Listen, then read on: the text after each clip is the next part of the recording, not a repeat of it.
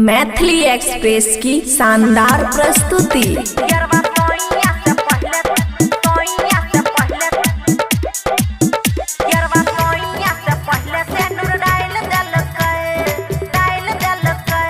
खुशी recording studio बलुआहा। धूमधाम से आयल रहे दूरा पर बारात गे, दुल्हा हमर खारा रहे माला ला के हाथ गे सखी की कहियो हमर वीडियो वायरल भए गेले है गई। धूमधाम से आयल रहे दूरा पर बारात गे, दुल्हा हमर खारा रहे माला ला के हाथ गे।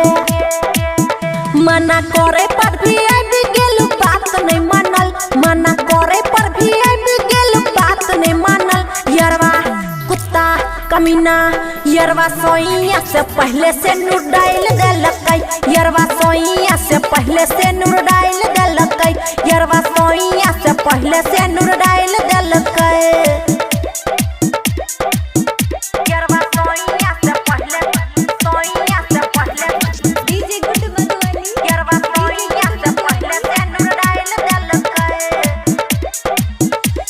बान्हल रहे सखी ओकर मुँह में फलर से, की कहियो सखी पते न चलले।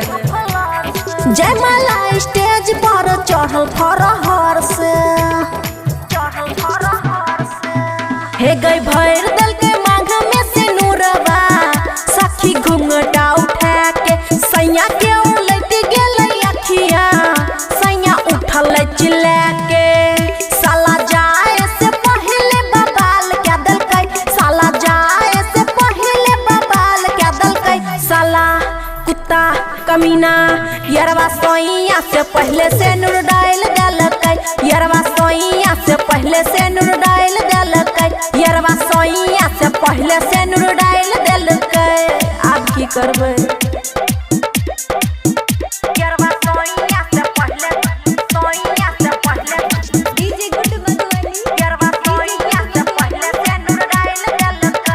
खुशी रिकॉर्डिंग स्टूडियो बलुआहा। थाना पुलिस भेलै खूबे यारावा पिटैलै, वायरल भए गेलै हमर इज्जत लुटैलै। हम तो कतो नहीं मुँह देखबे लायक भेलिए।